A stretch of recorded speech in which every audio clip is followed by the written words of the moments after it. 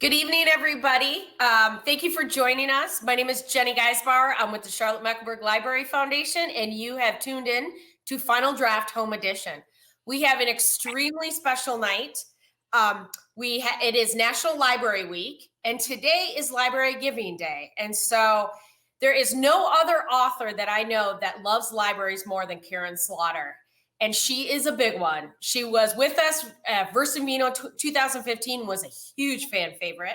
And so she is joined us tonight along with Kimmery Martin, who joined us before, who's an author and a library trustee, who will be interviewing Karin. But before we get to that, let me just do a little housekeeping. Town Brewing Company, as you know, is our partner in this. And if you picked up a growler tonight, good for you. I'm glad to hear that. But they also wanted me to tell you that on Tuesdays and Fridays, if you put an order in by 3 o'clock, it will be delivered to your house at 4 o'clock. So if you live in the Charlotte area. So that is excellent. And then tonight, we are doing some pre-sales for Karin Slaughter's new book. And so there will be more information on the screen later tonight about that, but you will be able to order her book through Park Road Books. And again, more information will come on that. Her book does not come out until July 28th. So it's a good opportunity for you to get that right now. Okay, so let's get into this evening. It is my pleasure to introduce these two amazing women. First of all, we have Kimmery Martin. Kimmery lives in Charlotte, and she is an emergency doctor who has turned into a novelist. And she has written two incredible books. The Queen of Hearts, and most recently, The Antidote for Everything. Kimmery is a Charlotte Mecklenburg Library trustee, an avid reader, and a speed reader, which she could read Karin Slaughter's book in like 2 days, which is incredible. But also, she is just a wonderful person that we're really proud to be associated with. And now, I'm really excited. I got to put my Sally Jesse Raphael glasses on for this one. Karin Slaughter, oh man, she is one of the most popular and acclaimed storytellers. She is published in 120 countries and with more than 35 million copies sold across the globe.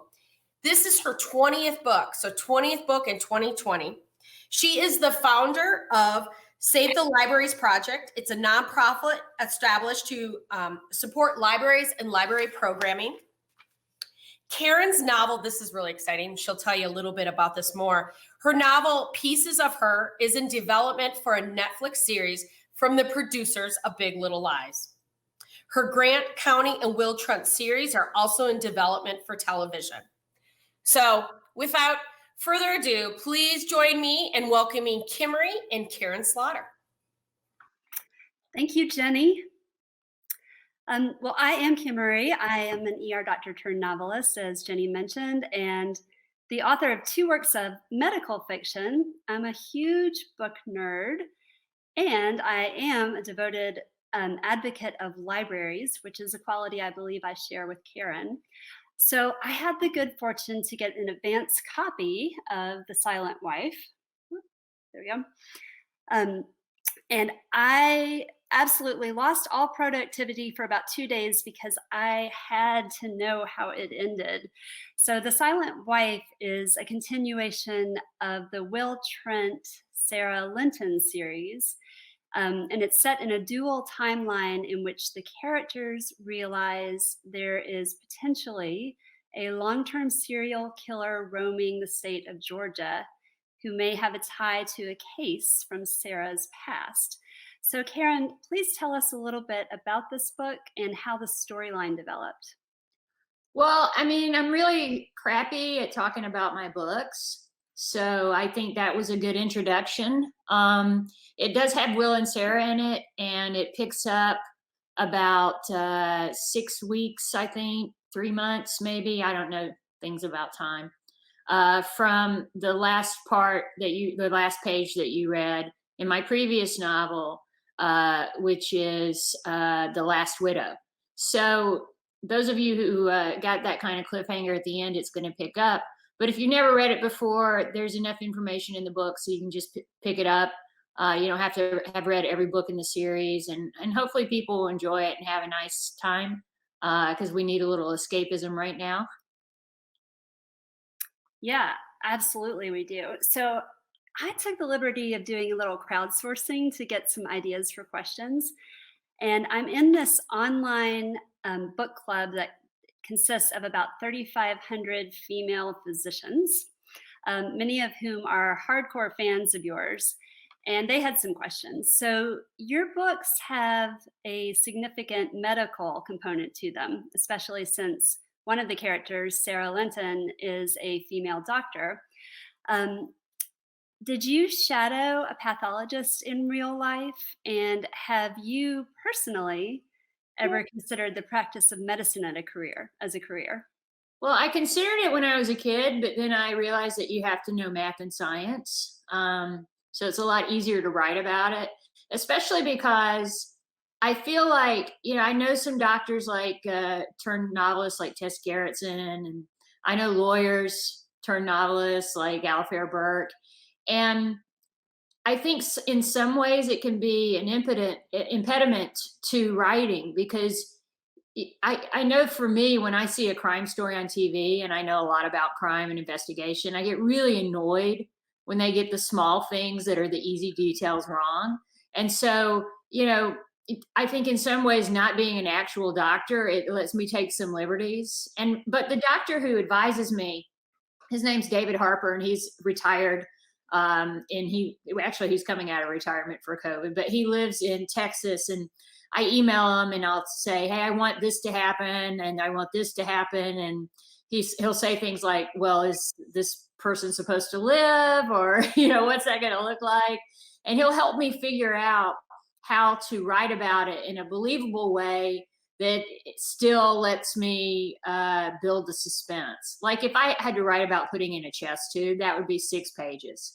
So I got to make Sara do it quickly in a paragraph at the most, where it sounds interesting. And David helps me with that. Okay, well, you blew me away in this book with that very thing, because there's this incredibly dramatic scene early on where Sara is trying to resuscitate one of the characters, and I won't say which one, with this incredible medical procedure that you summarized quickly, but I think a lot of doctors would have trouble describing. So did he help you with that procedure? Yeah. Oh, absolutely. Absolutely. And that was actually, so it's maybe two or 3 pages. And we worked on that the most. And when I say worked on it, he's very kind. He's also a teacher, and he'll say, well, maybe this would be a little different. Like I have at some point, someone, the phrase is like peeling back like the lid on a soup can, and he was more so, and the doctor I spoke to said, well, it'd be more like sticking the knife straight into the can of soup and trying to open it that way. So that's the sort of input he gives me. But I haven't shadowed a pathologist, but I've been in an autopsy suite, and I've talked to a couple of medical examiners. I'm really careful about that, because I write for entertainment, and I don't want to be exploitative in a negative way about it. I'm really conscious these crimes happen to someone every single day. In the case of domestic violence, every single second in the world somewhere. And so I want to be really careful about how I write about that kind of stuff. But that scene you're talking about, yeah, we had to work a lot of that, because it did have to move quickly, and there were steps that she had to take. But one of the great things about that scene is it's told from the point of view of someone who's not a doctor. And that was very much on purpose, because I thought, if I told it from a doctor's point of view, this would be completely different than if I told it from, in this case, Jeffrey Tolliver's point of view, who knows, as he says, he has a football player's understanding of anatomy. He knows all the worst places you can get hit. Yeah. Well, speaking of him, you resurrected him a bit for this book. So you were able to use flashbacks to show his point of view. Was that weird writing from his point of view again? It was great. And I've only done it one other time since I ended that series. And that was with a short story I did with Michael Carita. but that Jeffrey's part is set in the past. It's no big spoiler alert. Hopefully, people that he died, because Sara is a widow, and that's why, because that's what happens when people die. You become a widow. And so it was really fun writing in his voice. My worry was I'm writing about Jeffrey and I'm writing about Will, and I've got to make them sound very distinctive. And the thing that keyed it into me the most is Jeffrey is very sure of himself, and he's got any room he walks into, he's got everybody's attention. Whereas Will is the guy who stands in the corner petting the dog during the party, because he's not really good at interacting with people. And so keeping those two things in mind helped me separate the tones for both of them, because it's kind of strange because Sara is in love with both of them. So how do you write about that without people saying, I'm not reading about that whore? So there's a significant love story component to this one between Sara and Will. And the character of Will Trent, I have a question about him. He's dyslexic, and he's this very likable guy. As you say, he's not always secure in himself, and that makes him empathetic. But I wonder, was there a particular inspiration or reason for the portrayal of a character who struggles with reading? Well, I think authors in a lot of books, if they want someone to be the bad guy, it's the person who's not reading. And sort of like in movies, it's the person smoking the cigarette. So I really thought, okay, well, one, that's a really mean prejudice, because people don't read for different reasons. I mean, obviously, we'd love everybody to read, especially a lot of our politicians right now. It'd be nice if they could, I don't know, read basic science. But yeah, Georgia, woo! But when I really dug into it, I thought this is an opportunity to write about something that's in my family, which is dyslexia. And there are a lot of misunderstandings about it. And as far as, dyslexia and functional illiteracy. And I wanted Will to have something in his life that made him feel like he was an outsider. And like when he was growing up, he didn't really, because he was someone who was in the foster care system, he didn't really have an advocate for him. And, when I was growing up, my sister had reading difficulties, and what they said was that she was just lazy. And she's not lazy. She just had reading issues. And today, of course, hopefully, if there's still funding for this when we get out of it, they would diagnose her with the issue. They would help her. They would give her accommodations. But back then, there was nothing. And so for Will, he's got this message he's been told his entire life that he's not really smart. And then on the other side, he's got this thing he's really good at, which is being a cop. And I like the idea of him having that little insecurity. Well, this question comes from someone who wrote, I recently discovered Karin Slaughter, and I find her ability to write people, their thoughts, their motivations, their perceptions, to be spot on. Does she have a background in psychology? No, but I am the youngest of three girls. And, there's people always have this sugar and spice thing about girls, but sisters are mean and horrible. And we used to beat each other up and fight all the time, like physically fight. I broke my sister's leg once because she wouldn't give me back something that she stole from me. We just were really horrible, violent people. And girls can be super, super mean. I mean, some of my early work was about my sisters being murdered or mutilated, or, through whatever happened in the course of the story. The happy ending was I was an only child. So I think that women can be incredibly violent, but I think they have a capacity for the same things that men do. And that's always fascinated me, is kind of working against that perception. And in some of my novels, I have women who are the bad guy.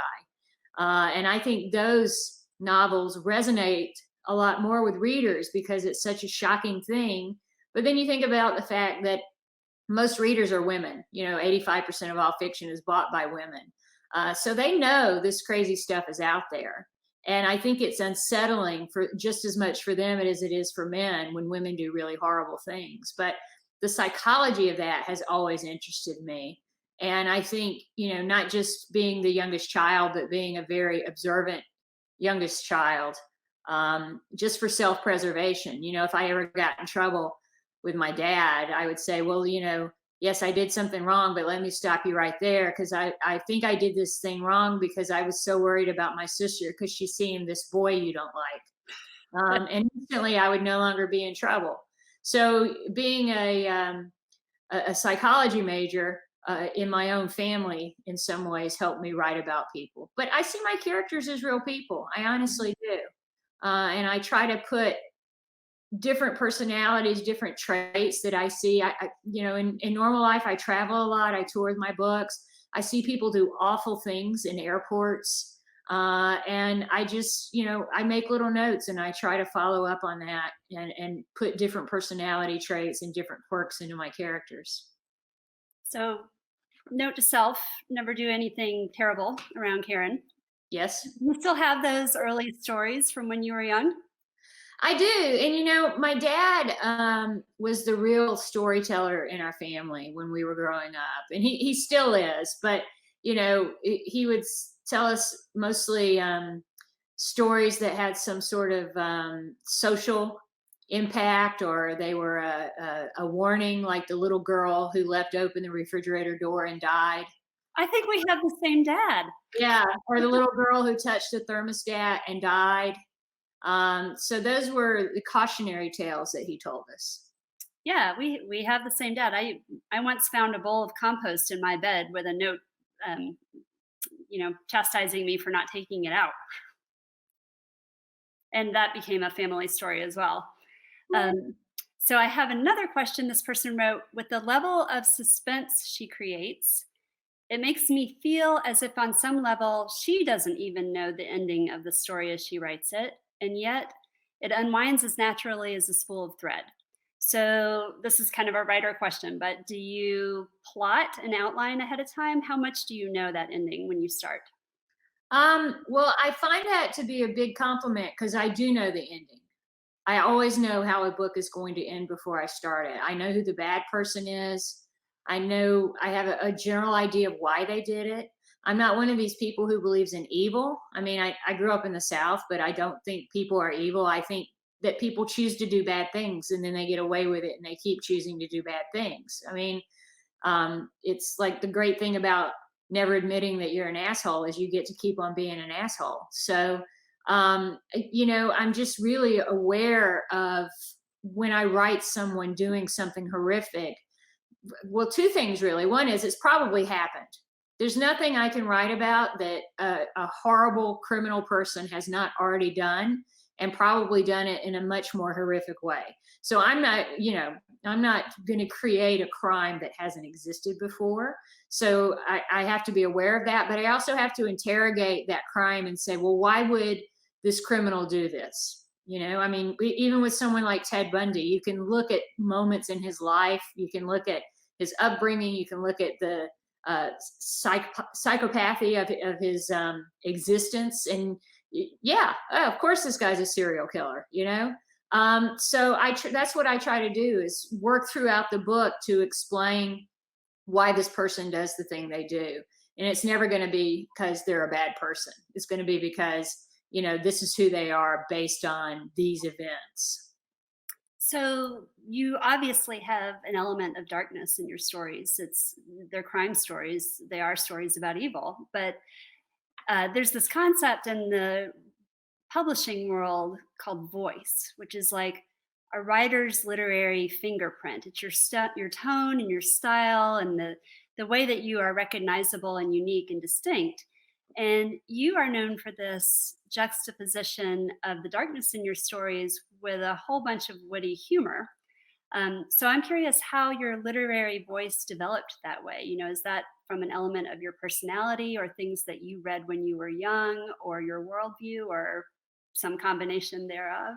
Yeah, I'm sure it's all of those things, because voice is the sum total of your parts. One thing about me that's always been true is I'm not very judgmental when people tell me awful things, because my mind's instantly working backward to why they did the awful thing. So, in some ways, it makes me seem like someone who's more sanguine than I actually am. I mean, don't get me wrong, I get pissed off just like everybody else when somebody doesn't return their card at the grocery store. But you know, I just think on a very deep personal level, people do bad things every day, even if it's, you know, when I was in my car earlier, I was speeding, but I'm being responsible. So, you know, I shouldn't get a ticket. Or if I'm at the grocery store and, you know, I take more than 3 or 4 samples, even though it says only take 1, you know, I'm instantly going to make an excuse. Well, I'm really hungry. I'm buying a lot of stuff at the store. So I love those justifications, and I love when people behave very badly, because I just find it so interesting. I mean, I'm at a point in my life, and part of this is just when you get to a certain age, which I'm not even going to say that age because it's horrific, but you stop putting up with stuff, but then you also stop being surprised by other people's stuff. And so, in some degree, when someone is really having a meltdown and being awful, I have an appreciation for that, because I just think, wow, you know, you have absolutely no idea what context you are in where you're completely losing it. And so many people are going to remember you for this one thing. I mean, I love when stuff like that happens, as long as it's not directed at me. Now, if it's directed at me, it's horrible and it should not happen. But when I see it happen to other people, I'm more often than not going to make a mental note. So there's this little machine whirring in your mind constantly to analyze behavior and remember it and then use it as fodder. Yeah. I mean, and it's just how I've always been, even in high school. And I used to get in trouble all the time for saying some smart aleck thing that was a little too spot on. And I've learned not to say that thing anymore. I just write it down. Yeah.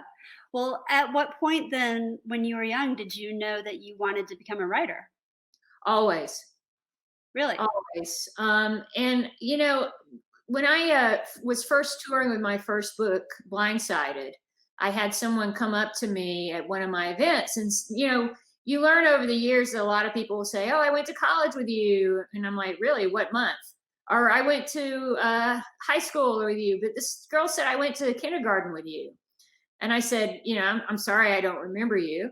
And she said, well, I remember you because when the teacher was asking us, what do you want to be when you grow up? You and I are the only ones in the class, because she still lived in our hometown, but we're the only ones who said then what we are doing right now. And you wanted to be a writer with published novels, and I wanted to be divorced from a very wealthy man.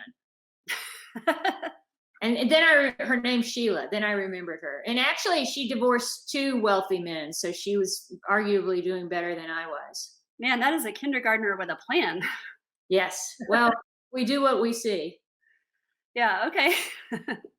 So I know that you have written a couple standalone novels, but would you ever consider writing in an entirely different genre? You know, I think I do write in different genres. I think, especially with the Will and Sara books, there's an element of love story. There's suspense. There's romantic suspense. There's the usual thriller component. I think some of my books, like The Good Daughter, if my last name wasn't Slaughter, it would be considered, I don't know. Well, it was successful, so it couldn't be called literary fiction, but, you know, just commercial fiction. Because I write about strong women, it's considered women's fiction. So, you know, I have written short stories, like a couple of my short stories cross into fantasy or science fiction, which I really enjoy doing. One of my favorite books, I donated or novels that I wrote, little novella, sorry. I donated all the proceeds to my library charity, and Amazon kicked in some money too. And it's called Thorn in My Side. And it's about 2 brothers who are twins. And one is a serial killer, and the other one is a very religious, straight shooter kind of guy. But the problem is they're conjoined twins. So that's why the book's called Thorn in My Side. Well, that sounds interesting. We're getting some questions from the audience too. I'm not going to ask this one because I saw it on your website. Let's see. What would you say to those who want to be novelists but aren't sure they can take the first step? I would say two things. One is read as much as you can in any book, any genre, fiction, nonfiction, romance, suspense, thrillers, anything you can get your hands on. And if you don't enjoy the book, ask yourself what you're not enjoying, right? Like if you're reading Ann Tyler and you think, boy, this could use a good car chase, maybe you shouldn't be trying to write like Ann Tyler, right? So that's a really important thing, is to read and just train your mind, because that's, as writers, that's really where you learn how to be a writer. And the other thing is write. I mean, that's the big part of being a writer, is sitting down and doing it. Everybody who's watching this, and everybody probably in the entire world, has one great idea for a book. That's not the hard part. It's sitting down, expressing the idea, coming up with characters people care about, to, you know, propel them to change, to the reader to keep turning the pages, to have a story that has suspense in it. Even if you're not writing a thriller, every story has to have some kind of suspense. I mean, even if you look at it, something like Gone with the Wind, the big question there is, what's she going to do? What is Scarlett going to do next? So, you know, that's my advice, is to sit down, write, keep writing. And lastly, I would say, for me, every book starts with a question, and by the end of the book, it has to be answered. So figure out what that question is. So I'm going to read you the question as it originally came across, and then what it really is, because I think you'll enjoy this. What is rage reading? And the actual question was supposed to be, what is she reading? I've been doing a lot of rage reading lately. Yeah, good news. Yeah.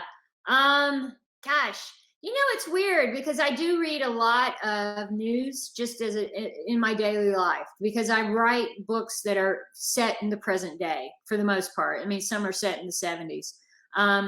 But when you write in the present day, you have to be aware of things that are going on in the present day. And I write about a lot of social issues. It would come as no surprise that I'm for reproductive rights and, you know, just all the stuff that goes in that basket. And so I keep up with that kind of stuff, and I try to incorporate that into my novels. And I try to talk about domestic violence. I try to talk about what's going on in our prison systems, for instance. The new book has someone who's a inmate in the Georgia correctional system, and he's a horrible person. But, you know, Sara asks herself the question that her mother would ask, repeating that Bible verse, you know, what you do to the least of us, you do to all of us, right? To paraphrase that. You know, those are the kinds of things I like to write about. So that's why I read a lot of newspapers, magazines, and a lot of nonfiction. And speaking of nonfiction, the book I just finished that I really loved was The Wicked and the Vile by Erik Larson, which is also the title of his sex tape. And it's a fantastic timepiece of right before America entered the war and everything Churchill had to do. And Churchill was an awful human being. There was nobody he was great to. You know, he was a jerk to his wife. He was a jerk to everybody who worked for him. But he was so intelligent, and he was what the moment called for, because he said, I'm going to get this taken care of. I'm going to get people involved. I'm going to be a leader. I'm not just going to stand to the side with my hands up. And if something great happens, it's my fault. And if something bad happens, it's someone else's fault. I'm going to take, you know, all of the blame and all of the glory. And I mean, that's just fascinating. People who do that are fascinating to me, because it's really, you know, everybody thinks that they would be strong and that they would do the right thing. But you don't know that you're going to do the right thing until you actually do the right thing. That's where character comes in. So I love that. And the next nonfiction book I have, I'm sort of in the middle of it. I can't remember her name. Lionel Shriver. Yes, I can remember her name. I can't remember the title of the book, but it's an interesting novel. It's really great and well done. And I think if you are over the age of 60, a lot of the stuff is going to resonate with you. And if you're under the age of 60, you're going to think, wow, this is mildly racist.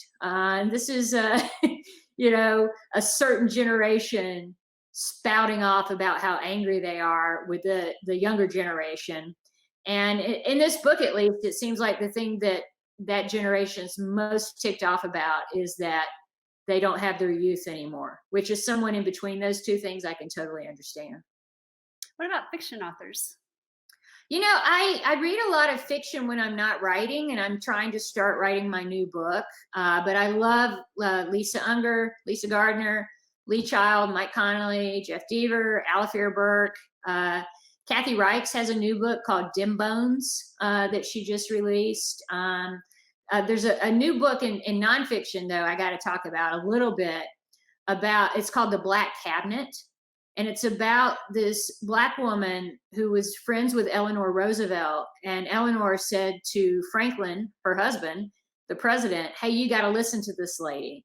Because, a lot of what we're seeing as far as these COVID fatalities is making Americans look at, hey, maybe there is systemic racism. Maybe there is a different way we treat people in America, even though they are Americans. And they pay taxes and they deserve to be called Americans and treated like Americans, just like everybody else. And it's really interesting how this woman, her last name was Bethune, sat down with Franklin Roosevelt. And when he was hashing out things like the New Deal or the WPA, she was like, well, think about Black people. And he was like, oh yeah, Black people. Yeah, maybe we should do stuff for them too. But as we know, it took a hell of a long time for things like Social Security and disability and other income help to come through. So we had two more questions. First, several people are curious about what's on your whiteboard behind you. Yeah, I bet they are. What's the next question? And so finally, I wanted to ask you a little bit about why you are such a phenomenal supporter of libraries. What do they mean to you, and what's your library story? Okay. Well, I feel like I should go back to that first question, though. So on the whiteboard, these are just notes to myself, but they're really old. Some of them go back to Cop Town, because one of them has a Geraldine saying the devil made me do it, which I used to say as a kid whenever I got in trouble, and it did not work. But these are my books in the background. And then there's like higher up, there's medical books that you might think are familiar, and gun books, and just, this is basic research. This is great. So the New York Public Library Book of Chronologies is something I use a lot, especially when I'm writing a book set in the past. Because it's like, oh, World War II happened here and Korea here, and this is what people were reading, this is what people were thinking. I mean, it's a great compendium of what's going on in the world in that particular year. So that's a really great reference guide. But that segues into why I love libraries, because not a lot of people would do a book like this. Because they would say, hey, we have the internet, but it's a great resource. It's available digitally, of course. But, the thing is, libraries are the backbone of the community. And when I was growing up, the library was the only air-conditioned building in town. And so we naturally flocked there in the summer because we were dying of the heat. But I ended up sitting down in the back of the stacks and reading and finding all the books that I loved.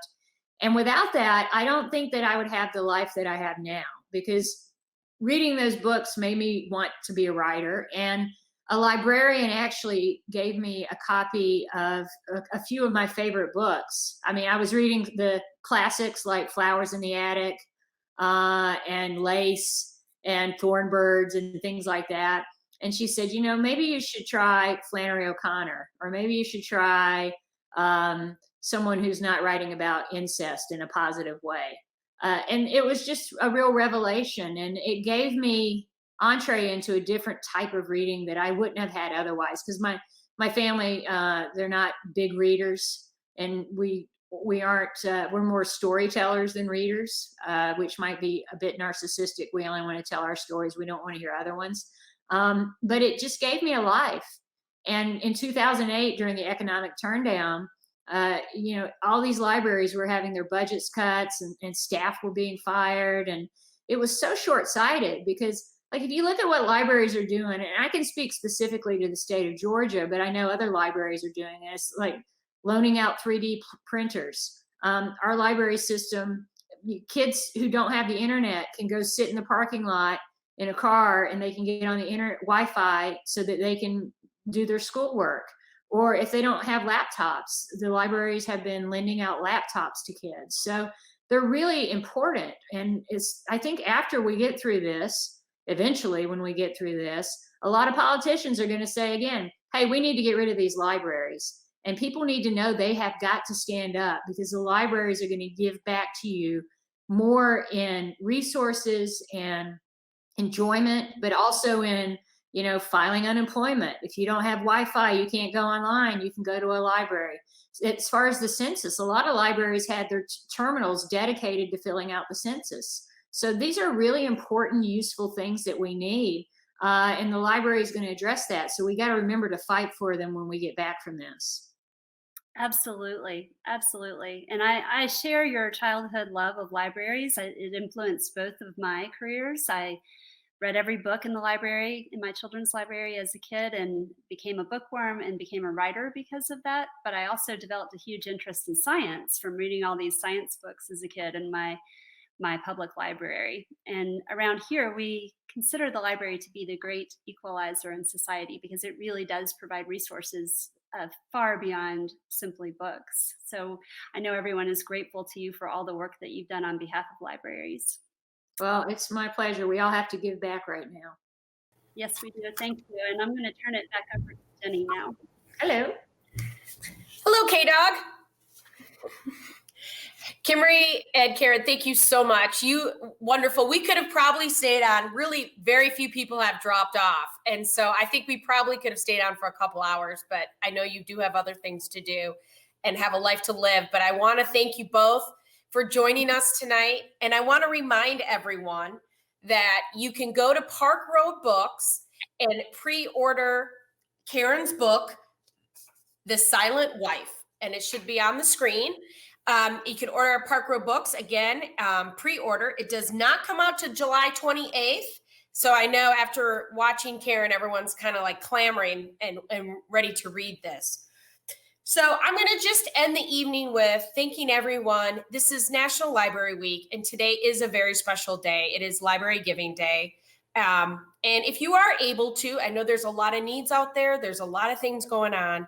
But like Karin said, we are backbones to the community. And if you could support us, we would greatly appreciate it. It's foundation.cmlibrary.org. Next Tuesday, our next author, Tuesday, April 28th, is Charlottean Leslie Hooton will be joining us.